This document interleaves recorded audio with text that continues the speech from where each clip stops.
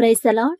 ఈరోజు దేవుని వాక్యం, గర్వము అనే ఆభరణము ధరించుట. బైబిల్లో ఉన్న స్త్రీలలో యెజబెలు గురించి మనం చదువుకున్నాం. ఎంత గర్విష్ఠురాలండి ఆమె. ఆమె తన ముఖమునకు రంగు పూసుకుని శిరోభూషణములు ధరించుకుని కిటికీలో నుండి కనిపెట్టి చూచుచుండెను అని 2వ రాజుల గ్రంథం 9వ అధ్యాయంలో మనం చదువుతాం. ఆహాబు ఇంటి మీద తీక్షణమైన దేవుని న్యాయపు తీర్పు అనేది యెహూ ద్వారా జరిపించబడుటను ఆమె చూచుచుంది. అతనిని ఆ విధంగా కిటికీలో నుండి తొంగి చూసిందంటే ఆమెకి ఎంత గర్వంతో కూడిన సాహసం చేసిందని అనుకోవచ్చు కదండి.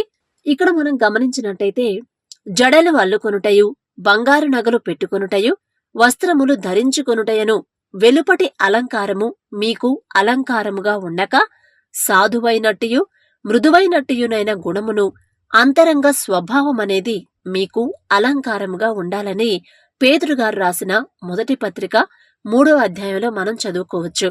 దేవుని వాక్యం యొక్క వెలుగులో చూస్తున్నప్పుడు బాహ్యముగా తమ్మును తాము సౌందర్యముగా అలంకరించుకుని వారికి, ఆభరణములతో అలంకరించుకును స్త్రీలకు సాధువైన ఆత్మ ఉండదని యెజబెలు గురించి మనం చదివినప్పుడు మనకి అర్థమవుతుంది కదా. అంటే అలా అని మిమ్మల్ని బయటికెళ్లేటప్పుడు పిచ్చి పిచ్చిగా గజిబిజి గందరగోళంగా వెళ్ళమని కాదండి. కాని తగుమాత్రపు వస్త్రాలు వేసుకోవాలి. మరీ ఎక్కువ ఆభరణాలు అవసరం లేదు కదండి. మనం సాధువైన ఆత్మ కలిగి ఉండాలి. మన తండ్రి, మన దేవుని ఆత్మ మనలో ఉన్నదని ఎదుటి వాళ్ళకి ఎలా కనిపించింది? మనం రెడీ అయ్యే విధానంలోనే తెలిసిపోయింది. ఇప్పుడు బయట వాళ్ళు అంత ఎక్కువ మేకప్ చేసుకొని, అంత హెయిర్ స్టైల్స్ గాని, వస్త్రధారణ గాని, వాళ్ళు హెవీగా రెడీ ఉండొచ్చు, రెడీ అయ్యి వెళ్ళవచ్చు. కానీ వాళ్ళని చూసి మనం కూడా అలా రెడీ అయ్యి వెళ్తున్నామంటే మనలో దేవుని ఆత్మ లేదనే కదా. అంటే మనం లోకాన్ని ఫాలో అవుతున్నాం, దేవుణ్ణి ఫాలో అవ్వట్లేదండి. ఇక్కడ ఇప్పుడు చాలా మందిని చూస్తే నాకు అసలు చాలా మనసుకు బాధ కలిగిస్తుంది. అరే, దేవుణ్ణి ఎరిగిన వాళ్ళం మనం ఎలా ఉండాలి? అలా అని మరీ వైట్ అండ్ వైట్ వేసుకొని అలా ఉండమని నేను చెప్పట్లేదమ్మా. తగుమాత్రపు వస్త్రాలు వేసుకోవాలి, తగుమాత్రపు ఆభరణాలు వేసుకోవాలి.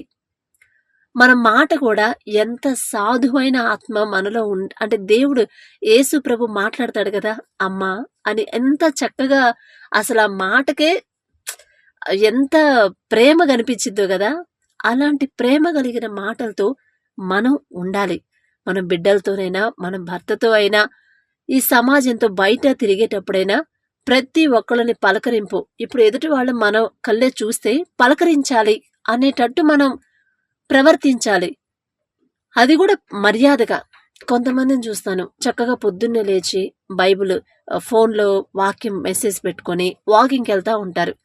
వాళ్ళ ఫేసులు నాకు భలే సంతోషం వేసిద్ది. అబ్బా, అసలు దేవుడు ఎంత ధన్యత ఇచ్చాడో కదా. చక్కగా ఆ బైబుల్ ఫోన్లో వాక్యం పెట్టుకొని వాకింగ్కి వెళ్తున్నారు. ఇక దేవుణ్ణి స్తుతించడమే కదా. ఒక్కసారి మాట్లాడి ప్రైజ్ లార్డ్ చెప్దాం అని చూస్తే అసలు ఫేస్ కల్లా చూస్తే ఎంత సీరియస్గా ఉండిద్దంటే నాకే భయమే అనిపించిద్ది. అదే క్రైస్తవ స్త్రీలు. దేవుని మనసు మనలో ఉండాలి. దేవుడే అంత గొప్ప, దేవుడే తగ్గించుకొని ఎప్పుడు అసలు ఆ మొహంలో ఆ తేజస్ అనేది ఎప్పుడు అలాగే ఉండిద్ది కదా. మనం కూడా అలా ఉంటే ఎంత బాగుండిద్ది కదా. అదే కదమ్మా దేవుడు మన నుండి కోరుకునేది. పాత నిబంధనలో దేవుని బిడ్డలు తమ దేవుని ఎదుట తమ్మును తాము తగ్గించుకొనిన సందర్భాలలో తమ ఆభరణములను ఊడదీసినట్లు మనం చూస్తూ ఉంటాం. ఆదికాండము 35వ అధ్యాయం 4వ వచనం, నిర్గమాకాండము 33వ అధ్యాయం 4వ వచనం ఒకసారి చదువుకోండి. అంటే మనం చర్చికి వెళ్ళేటప్పుడు కూడా మన వస్త్రధారణ గాని, మన వేషధారణ గాని తగ్గింపుతో కూడుకున్నదై ఉండాలి. మనం ఇప్పుడు ఏదైనా సినిమా చూసినప్పుడు ఆ సినిమాలో మనం ఉన్నట్టు ఊహించుకుంటాం. అలాగే చర్చికి వెళ్ళేటప్పుడు ఆ చర్చి బయట గాని, చర్చి మీద గాని, చర్చి చుట్టూ గాని దేవుని ప్రకాశవంతమైన ఆ వెలుతురు అనేది ఉంది. ఆ వెలుతురులోకి మనం వెళ్ళాలంటే మనకున్న అర్హత ఏంటి? అసలు ఏ పాటి వారమయ్యా? అంత వెలుగు, ఆ తేజస్సు మనం చూడలేం కంటితో. ఇశ్రాయేలీలే చూడలేకపోయారు కదా, మనం చూడలేం. కానీ ఉన్నాడు అనే నమ్మికతోనే కదా మనం చర్చెస్కి వెళ్ళేది. చర్చికి వెళ్ళేటప్పుడు నేను చాలా చాలా మందిని గమనించాను. అంటే నేను సిటీలోనే ఉంటాను. అసలు లూజ్ హెయిర్ లూజ్ హెయిర్ వదిలేసి అసలు ఆ డ్రెస్ గాని, ఆ టైట్ డ్రెస్సులు, లిప్స్టిక్, కళ్ళకి కాటుక ఎంత చక్కగా పెడతారంటే, ఇక మనం చర్చికెళ్ళామంటే మన చూపు ఆటోమేటిక్గా వాళ్ళ మీదకి వెళ్ళిపోయింది. ఆడవాళ్ళ మన చూపులే అట్లా ఉంటాయి. ఇక మగవాళ్ళ చూపులు ఎలా ఉంటాయండి? అందుకే ఖచ్చితంగా మనం ఇలా ఉండకూడదనే దేవుడు కోరుకునేది. అలా ఉండబోతున్నాయమ్మా రోజులు. రాబోయే రోజులు అలా ఉండబోతున్నాయి కాబట్టి మీరలా ఉండొద్దు. అలా గనక మీరు ఆ ఫ్యాషన్‌ని, ఆ లోకాన్ని మీరు అనుసరిస్తే ఖచ్చితంగా మనకి గర్వం అనేది వస్తుంది అని బైబిల్‌లోనే స్పష్టంగా చెప్పారు గదా! ఒకవేళ అది జరిగేది కాకపోతే బైబిల్‌లో రాపించేవాడు గాదు. అంటే నేనేదో గొప్పదాన్ని, నేనేదో భక్తిపరురాల్ని, నేనేదో నీతిమంతురాలని ఈ మాటలు చెప్పట్లేదమ్మా. ఈ మాటలు చెప్పే అధికారము, హక్కు, అర్హత అంతకన్నా నాకు లేదు. ఎందుకంటే మీలో ఎంతోమంది నాకన్నా గొప్పగా ప్రార్థన చేసేవాళ్ళు ఉండొచ్చు. గొప్పగా భక్తిపరులై ఉండొచ్చు. కానీ తండ్రి కృపను బట్టి నేనిది చెప్పగలుగుతున్నానే గాని నా సొంత మాటలు గాదమ్మా. నా మాటలైతే మీరు వినొద్దు. కానీ బైబిల్‌లో రిఫరెన్సులతో సహా మీకుంది కాబట్టి ఒకసారి చదువుకోండి. తమ్మును తాము తగ్గించుకొనిన సందర్భాల్లో తమ ఆభరణంలను ఊడదీసేశారు. మా బంధువుల్లో అమ్మాయికి నేను చెప్తా ఉంటాను. అరే అట్లా ఎందుకమ్మా అంత హెవీగా రెడీ అవుతావెందుకు? చర్చికెళ్ళినా, ఆఫీస్‌కెళ్ళినా, బయటికెళ్ళినా ఎందుకంత హెవీగా రెడీ అవుతావని అడిగానంటే ఆమె ఒకటే సమాధానం చెప్పిద్ది. పాష్‌గా లేకపోతే ఇక్కడ పట్టించుకోరు వదినా. అంటే పాష్‌గా మనం ఎవరికి కనిపించాలి? కాదమ్మా మనం అంత పాష్‌గా ఉంటే లోకం మనల్ని ప్రేమించాలా? దేవుడు ప్రేమించాలా మనల్ని? తండ్రి కదా మనల్ని ప్రేమించాల్సింది. లోకంతో మనకెందుకమ్మా? లోకమంతా ఎటువైపైనా పోనీ. మనం మాత్రం దేవుని వైపే తిరగాలి. దేవుని వైపు తిరిగితేనే దేవుడు మనల్ని ప్రేమిస్తాడు. దేవుడు మనల్ని ప్రేమిస్తేనే మన పక్షాన యుద్ధం చేస్తాడు. మన పక్షాన మాట్లాడతాడు. మనకు తోడుగా ఉంటాడు. ఇలా నా జీవితంలో చాలా చాలా విషయాలు జరిగాయి. అసలు దేవుడు చేసిన కార్యాలు వర్ణించడానికి సరిపోదు. మన లైఫ్ సరిపోదు. కాబట్టి పాత నిబంధనలో దేవుని బిడ్డలు తమ దేవుని ఎదుట తమ్మును తాము తగ్గించుకునే సందర్భాల్లో తమ ఆభరణములను ఊడతీసినట్లు మనం చూశాం. యెజబెలు యొక్క అహంకార స్వభావమే అత్యంత శాపగ్రస్తమైన మరణం ఆమెకు సంపాదించి పెట్టింది. అహంకార స్వభావం. ఖచ్చితంగా మేకప్ చేసుకుని నువ్వు బయటికి వెళ్ళావంటే ఒకలాంటి ఫీలింగ్ వచ్చింది. అంటే ఏమంటారు, ఏదో ఒకలాంటి ఫీలింగ్ ఇక నాకు ఏంటి ఖచ్చితంగా వచ్చింది. అంటే అందరికని నేను చెప్తున్నాను. అది మాత్రం కొంచెమైనా ఉండిద్ది. మీరు గమనించుకోండి. ఎవరు మనకు చెప్పట్లేదు కాబట్టి మనకు తెలియట్లేదు.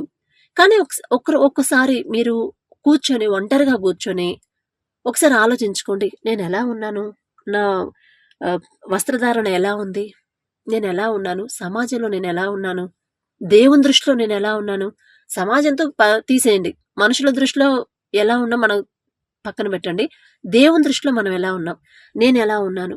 నన్ను తండ్రి ఇష్టపడతాడా? నన్ను ఆయన స్వీకరిస్తాడా? నన్ను యాక్సెప్ట్ చేస్తాడా? అని మీ అంతటా మీరు ఆలోచించుకోండి. ఎందుకంటే క్రైస్తవ స్త్రీలకి అవి తగవు అని బైబిల్లోనే తండ్రి రాపించాడు. యెజబెలు యొక్క అహంకార స్వభావమే అత్యంత శాపగ్రస్తమైన మరణం అనేది మనకు వచ్చింది. ఖచ్చితంగా వచ్చింది. నేను చూశాను చాలా మందిని చూశాను. అసలు ఎంత భక్తి పరులంటే దేవుని దశమ భాగం ఇస్తారు. ప్రతి వారం చర్చికి వెళ్తారు. కొండ ప్రార్థన చేస్తారు. ఉపవాస ప్రార్థనలు చేస్తారు. మళ్ళీ గొలుసు ప్రార్థనలు చేస్తారు. అసలు చాలా అన్ని ప్రార్థనలు చేసినా కూడా వాళ్ళ మరణానికి వచ్చేసరికి అసలు ఎంత శాపగ్రస్తమైన మరణం అంటే నాకే మైండ్ పోయింది. అరే ఏది ఎంత సిన్సియారిటీగా ఉండిద్ది అంటే మనం అనకూడదు అట్లా, అది తప్పు. మనం ఒకళ్ళ గురించి ఒకళ్ళ భక్తి గురించి మనం మాట్లాడకూడదు. ఎందుకంటే నీ కంట్లో ఉన్న దూలం చూసుకోకుండా ఎదుటి వాళ్ళ కంట్లో ఉన్న నలుసు నువ్వెలా చూస్తావు అని తండ్రి అడుగుతాడు కదా. కాబట్టి మాట్లాడకూడదు.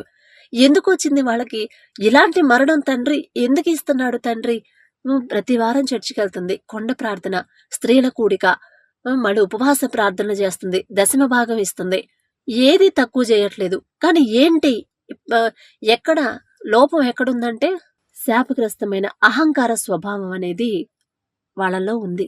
అది నేను గమనించాను. అది తెలిసింది. చెప్పారు. ఇప్పుడు మన చుట్టుపక్కల వాళ్ళే మనం ఎలాంటి వాళ్ళమో చెప్తారు కదా. ఎవరి గురించైనా చెప్పాలంటే ఆమె, అబ్బా అసలు ఆమెకున్నంత గర్వం ఇంకొకళ్ళకు ఉండదు.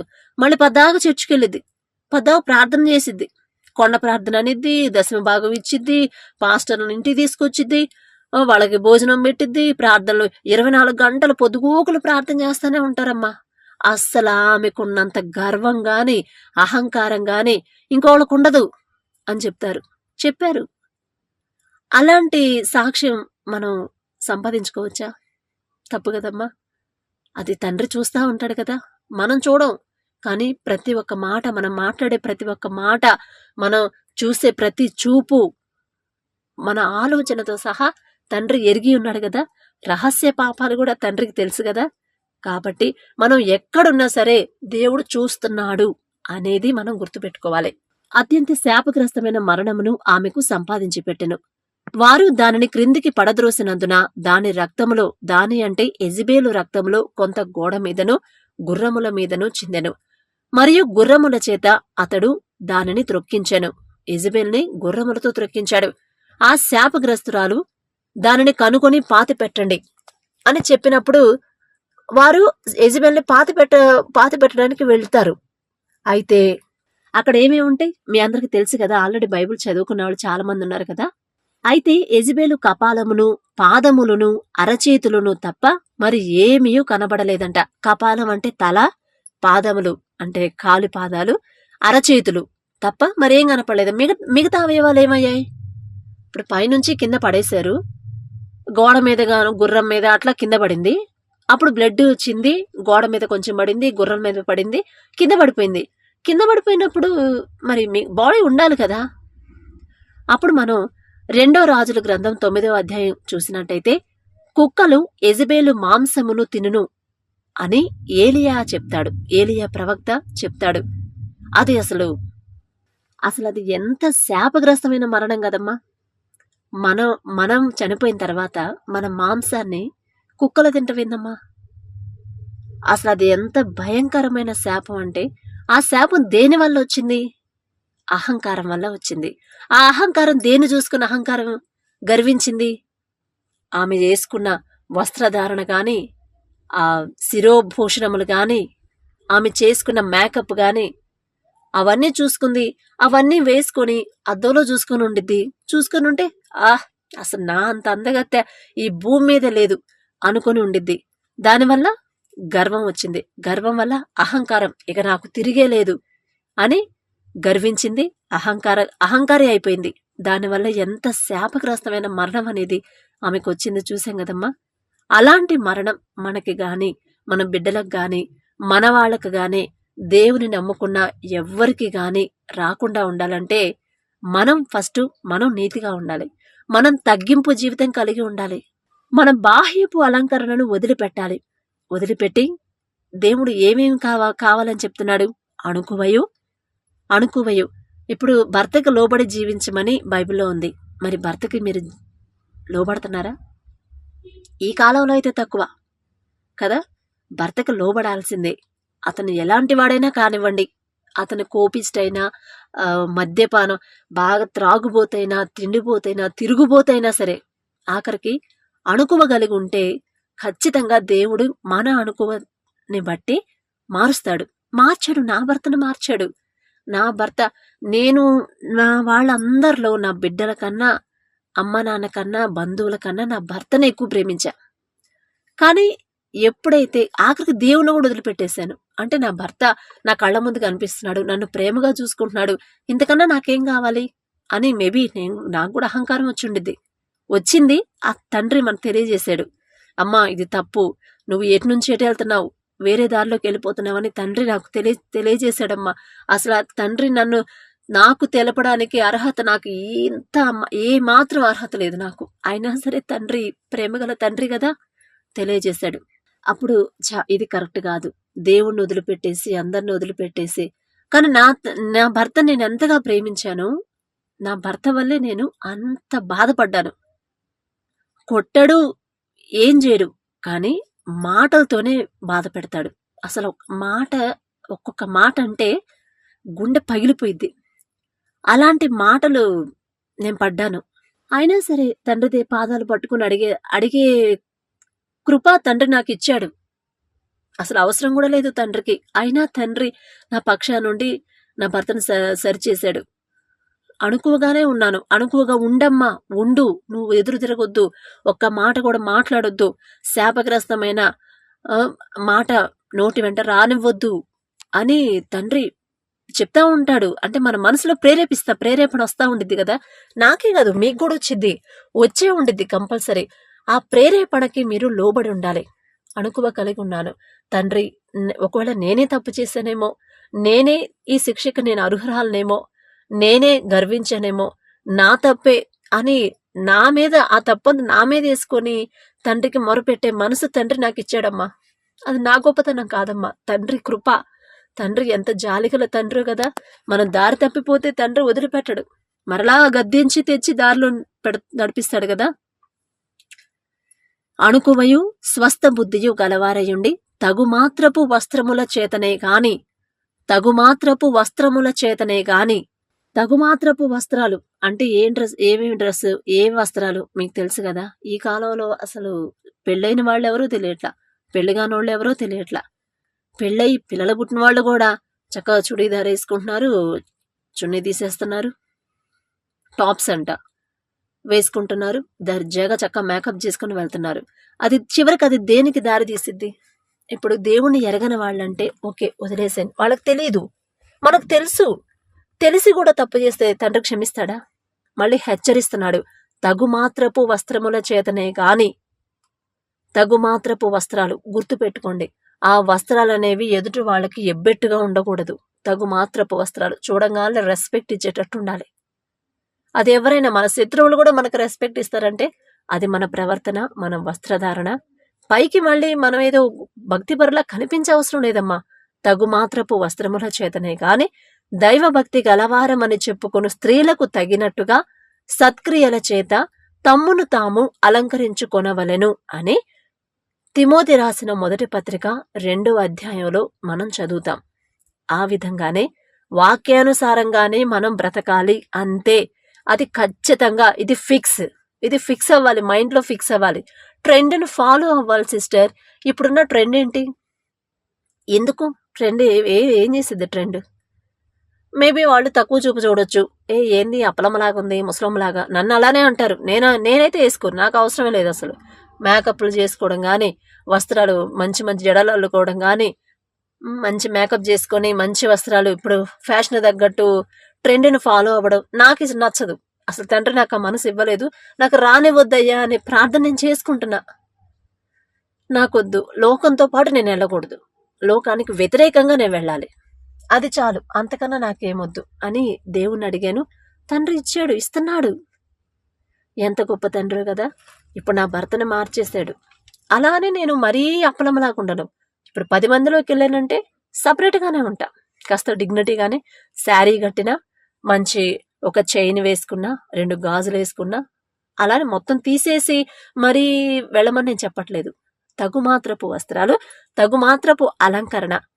దానికన్నా ముందు మంచి, ఇప్పుడు మనం మన కళ్ళే చూస్తే ఎవరైనా నవ్వుతా పలకరించాలి. అలాంటి ఫేస్లోనే మనకు తెలిసిపోయిద్ది. ఎవరన్నా చూస్తే ఎక్కువ శాతం నేను క్రిస్టియన్స్నే. ఇప్పుడు బైబిల్ వాళ్ళ చేతిలో బైబిల్ కనపడితే పలకరించి, సిస్టర్ మీరు ఎక్కడుంటారు, మీ పేరేంటి, మీరు ఏ సంఘానికి వెళ్తారు అడుగుదామనే అనిపించిద్ది. ఎందుకంటే మనకు ఒకలాంటి ఫీలింగ్ వచ్చింది. మీరు గమనించారో లేదో, ఎవరన్నా చర్చికి వెళ్ళే వాళ్ళు కానీ, బైబిల్ పట్టుకుని పాటలు పెట్టుకున్న వాళ్ళు రోడ్డు మీద కనిపించిన, వీళ్ళు మన ఫ్యామిలీ అని ఫీలింగ్ వచ్చింది. మీరు గమనించండి. అప్పుడు వాళ్ళ దగ్గరికి వెళ్ళి మాట్లాడాలనిపిస్తే వాళ్ళ ఫేస్ చూస్తే ఎంత సీరియస్గా ఉండిద్దో. పలకరించాలా వద్దా, పలకరిస్తే అని కోపడతారేమో అన్నట్టుండిద్ది. అది నవ్వుతా ఉండొచ్చు కదా ఫేస్. అసలు దేవుడిని, నాకైతే దేవుడు అసలు ఆ యేసయ్య ముఖం, తండ్రి ఫేసు ఎప్పుడూ కూడా తేజస్సుతో ఉండిద్దంట. అదే కదమ్మా దేవుడు మన నుండి కోరుకునేది. వచ్చి 10 మందిలో మనం వెళ్తున్నప్పుడు వచ్చి, అమ్మ సిస్టర్ ప్రైజ్ ది లార్డ్ అని చెప్పి మాట్లాడితే, ప్రేమగా మాట్లాడితే అసలు ఎంత ధన్యత తండ్రి మనకిచ్చినట్టు కదా. కాబట్టి ప్రశాంతంగా ఉండండి. తగుమాత్రపు వస్త్రాలు మనము వేసుకోవాలి, మన బిడ్డలకి నేర్పించాలి, వాళ్ళ పిల్లలకు నేర్పించాలి.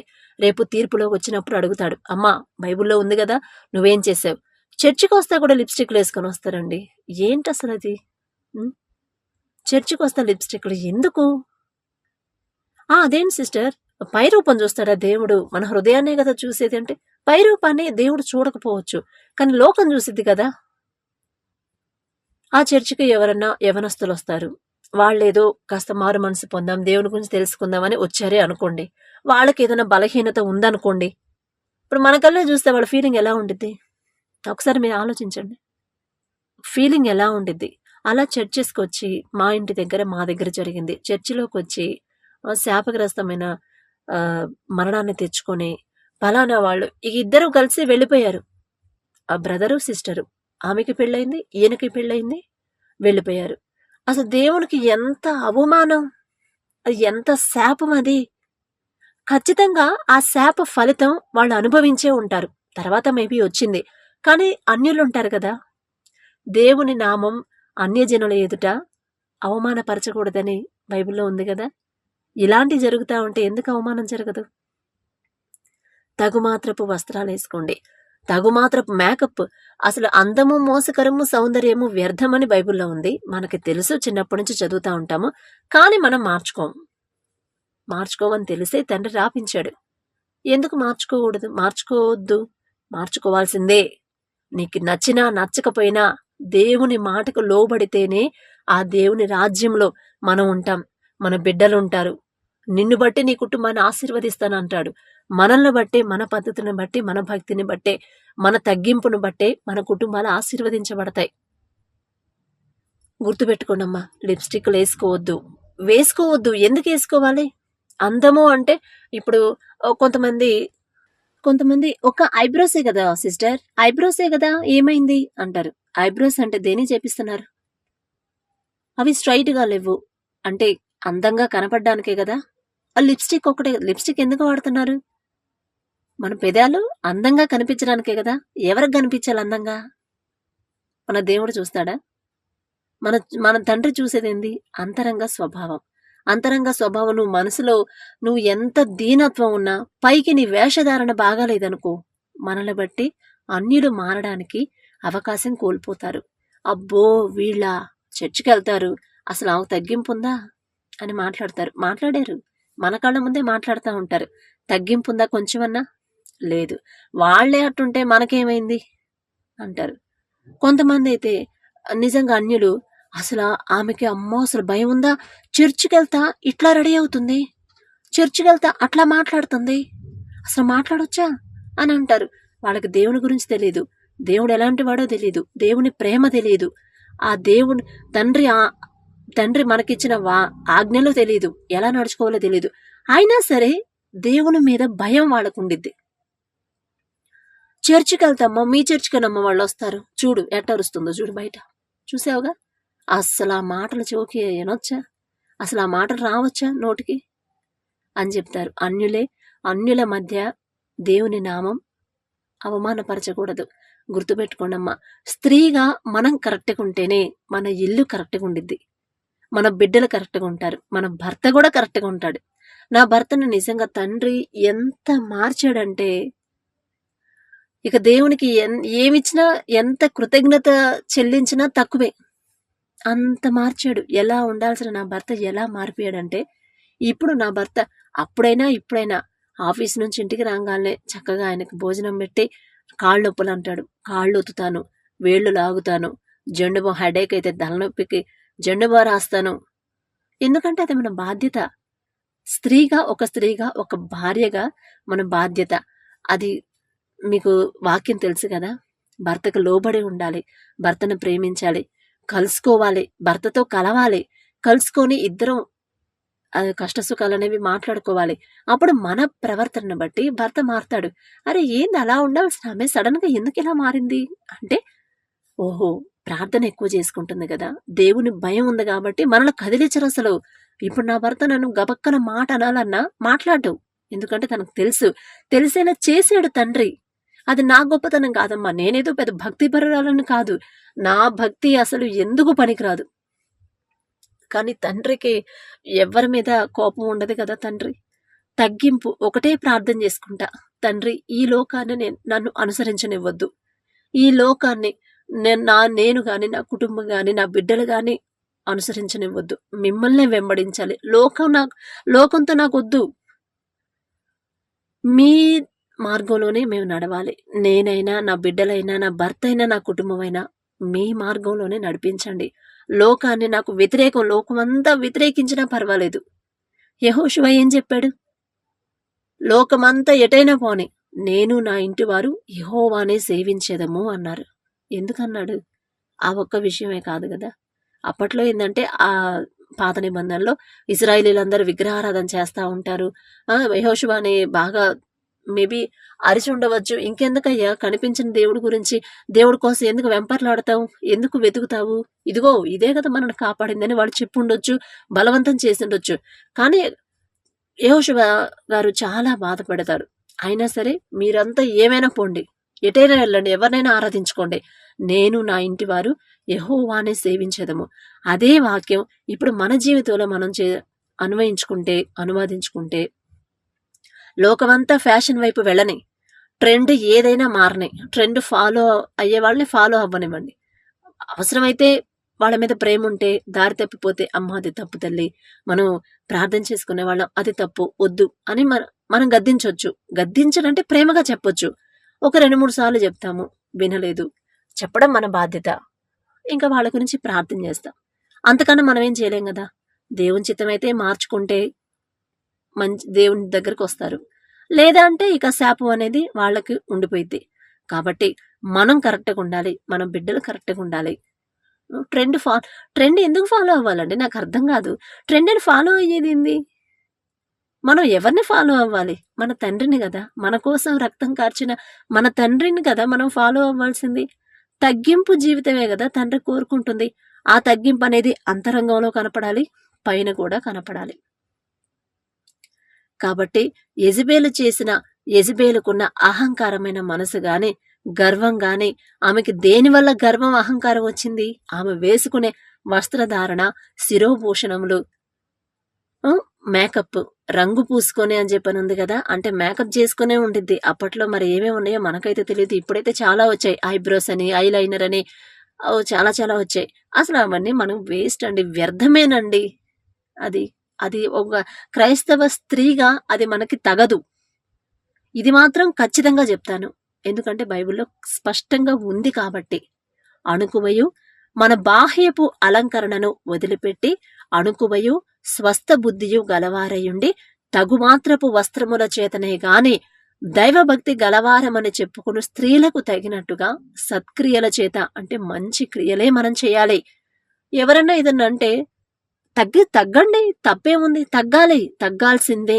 అంత గొప్ప దేవుడి తగ్గించుకొని ఆ మహిమ అదంతా వదిలిపెట్టేసి, అధికారం, మహిమ అదంతా వదిలిపెట్టేసి మన కోసం ఒక మానవుడిగా, సామాన్య మానవుడిగా వచ్చి కలువరి సిలువలో శీలల చేత చేతులు కొట్టించుకొని ఎంత బాధపడ్డాడమ్మా. ఏం అవసరం తండ్రికి? నేనెందుకు తగ్గాలండి?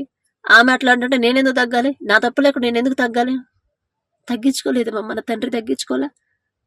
తీర్పు జరిగేటప్పుడు అందరు తీసుకెళ్లి మధ్యలో నుంచోబెట్టి తప్పు చేశాడని చెప్పినప్పుడు ఒక్క మాట, నేను చెయ్యలేదు అని ఒక మాట చెప్పొచ్చు, సాక్ష్యాలు కూడా చూపించవచ్చు.